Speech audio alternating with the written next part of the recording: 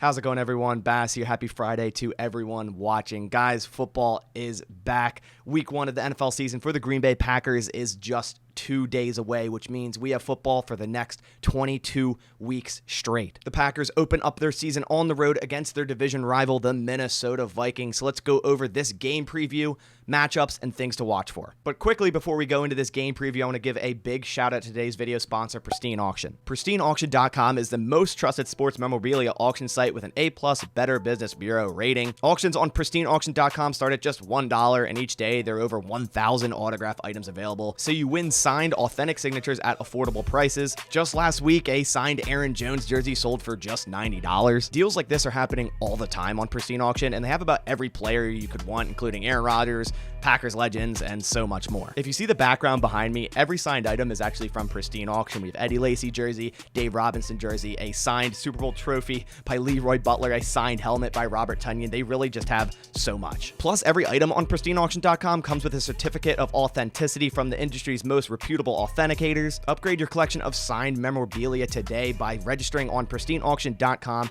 and using my code BASS, B-A-S, at registration, and also receive a $10 voucher as a bonus. And plus, as another bonus, they supplied me an item to give away to all you viewers. I will be giving away this signed photo of Brett Favre, and Brett Favre was my childhood hero and my favorite player growing up, so I'm super excited to give this away to y'all. To enter this giveaway, go to PristineAuction.com, register on their website using code BASS, B-A-S, at registration, and like I said before, with that registration, you will also get a voucher of $10 as a bonus. All right, so now back to this game preview. Now, these are in no order, but let's dive into it. First up, I have how this Packers offense will mesh in a Devontae-less world. Allen Lazard might not be able to play in this game due to his ankle injury. We'll see what his injury designation is later today. So earlier than expected, these young wide receivers are going to have to step up, primarily Romeo Doubs and Christian Watson. Now, of course, Aaron Jones and A.J. Dillon can be utilized in the receiving game, and I believe they will in this game and in general this season a lot. Aaron Jones is practically a wide receiver, and we finally saw what A.J. Dillon can showcase in the receiving game. Last year, I always believed that A.J. Dillon would be a great receiving back, and he did showcase that last year, and I expect even more in the receiving game from him this year. But also the two other veteran wide receivers in Sammy Watkins and Randall Cobb are going to have to get open and be on the same page as Aaron Rodgers. Obviously, Randall Cobb has played with Aaron Rodgers a lot in his career, but Sammy Watkins, this will be his first year and really his first game snaps with Aaron Rodgers, as they both didn't play in any preseason snaps. So going to be very important for him to be on the same page and be that veteran target for Aaron Rodgers if Allen Lazard ends up being out. And one more important note for this, Chandon Sullivan is the Vikings slot cornerback. Obviously, he was the Packers slot cornerback last year. He was kind of inconsistent most of last year, so Randall Cobb will be facing a very familiar face in the slot there. Next up, I have, will the Packers contain Vikings running back Dalvin Cook? Typically, Dalvin Cook has a field day against the Packers' run defense. Now, this wasn't really the case last year. Although the Packers allowed 4.5 yards per carry the entirety of last season, Dalvin Cook in both games only totaled 99 yards. So they held him under 100 yards in 2 collective games, which is super, super impressive. But he still is one of the best running backs in the league. And the Packers' defense will have to start by shutting down Dalvin Cook to stall this Vikings offense. This Vikings offense will run through Dalvin Cook and set up their passing game through Dalvin Cook. So it's going to be very important to shut him down on early downs. And the Packers' run D, at least on paper, has definitely gotten better. Last year they had Kingsley Keke, Tyler Lancaster. This year they added Devontae Wyatt and a veteran in Jerron Reed. And then also the second year of TJ Slayton seemingly making that second year jump. Adding Quay Walker into the mix at inside linebacker, starting next to all-pro linebacker Devondre Campbell, is also going to be super important. This front seven in general, I think, got a lot better, has more talent and more depth. And the Packers have only won against the Vikings one time when Dalvin Cook rushes more than 100 yards. So like I said, this is going to be super important to keep Dalvin Cook in check and not let him run wild on this Packers defense. So for the past few weeks, one of the biggest headlines has been around Zadarius Smith. After backing out of his Ravens deal in the offseason after being cut by Green Bay, he went back on that deal and then ended up signing with the Minnesota Vikings and has recently been pretty bitter about the whole Green Bay thing and how they cut him, and said his relationship wasn't great here the last year, and Matt LaFleur had a rebuttal to that.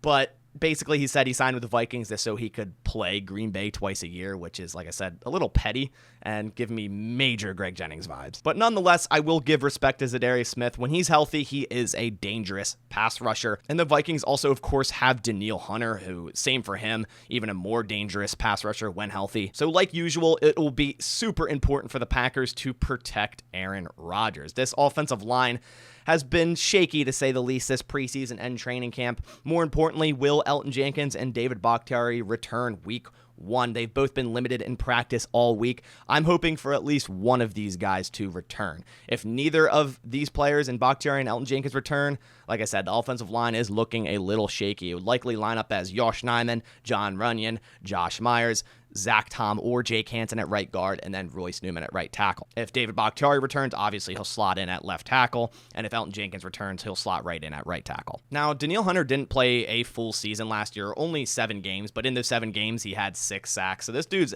a very dangerous pass rusher. I mean, the 2 years prior from last season, he had 14.5 sacks in both years, and he can really disrupt a game, so it's going to be very important for the Packers to contain him and likely double team him every play, which then in turn will likely leave Zadarius Smith one-on-one with either Yosh Nijman or David Bakhtiari or Elgton Jenkins or Royce Newman. So we'll see exactly how that works out, but they're going to have to keep him in check as well. How the Packers' offensive line performs, whoever it may be, could very well dictate how this game will end up. And one more important note to this, the new Vikings defensive coordinator, Ed Donatel, did switch their defense to a 3-4 this season, so that's definitely something important to note. Most of these guys are going through a scheme change. Next up, I have Justin Jefferson and Adam Thielen versus the Packers cornerbacks. So I think the Packers have the most talented cornerback room in the NFL, and the Vikings also have an extremely talented wide receiver room with Justin Jefferson, Adam Thielen, KJ Osborne, and this is going to be a great matchup. Justin Jefferson has had back-to-back 1,400-yard seasons since coming into the NFL, and even a 1,600-yard season last year, and he truly is one of the best wide receivers in the entire NFL, and Jair is one of the best cornerbacks in the NFL, and honestly, I have him at number 1 right now after we saw what happened to Jalen Ramsey last night, let up a perfect passer rating, something Jair has never done. But Justin Jefferson played 25% of snaps in the slot last year. The Vikings like to move him around a bit. Rasul Douglas has been the slot cornerback all of training camp for the Green Bay Packers, but my question is, will they follow Justin Jefferson? Will Jair follow him into the slot if he does make that move? I think a Rasul versus Jefferson matchup is a mismatch, and that's not discrediting Rasul at all. He's a great player. But I think if they move Justin Jefferson into the slot, I think Jair should be following him, because then Rasul and Stokes can be on the outside. They can both play outside. We saw that last year. As for Adam Thielen, he only had 726 yards last year, but he's definitely still a threat. KJ Osborne is their primary slot wide receiver. He had 51% of snaps in the slot in 2021, and I think he's a pretty underrated wide receiver.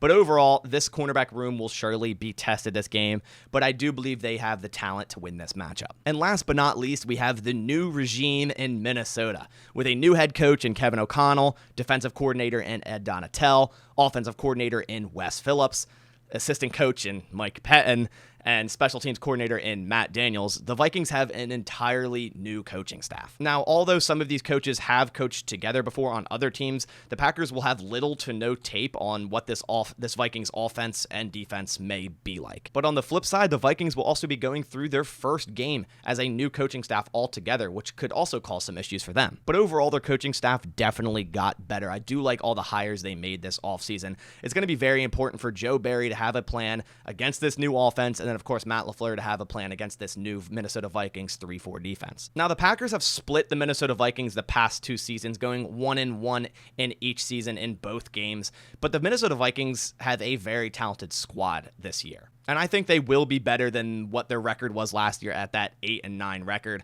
I think their team is a lot better than it was last year. But of course, like I said, there might be a little bit of growing pains with the whole new coaching staff. We'll see how that starts out for them. It's going to be super important for the Packers to start hot on the road in this Week 1 game and not have a repeat of last year, that horrible opener on the road against the Saints. But I will be live streaming during this game right here on YouTube on this channel, starting here at 4 p.m. Eastern Standard Time this Sunday, so come on by and hang out. And also, if you are new here and want more Packers news, analysis, and updates, everything Packers, from injury reports, game previews, game recaps, all of that, if that does interest you, please consider going down, clicking the subscribe button, as well as turning on post notifications to not miss any of the content. But guys, I am so glad football is back. I am super excited for this game. I think it'll be a great one. But that about does it for this video. I hope you guys enjoyed this one. If you did, please leave a like down below to support my channel. But I'll catch you all in the next one. Thanks for watching, and as always, go Pack Go.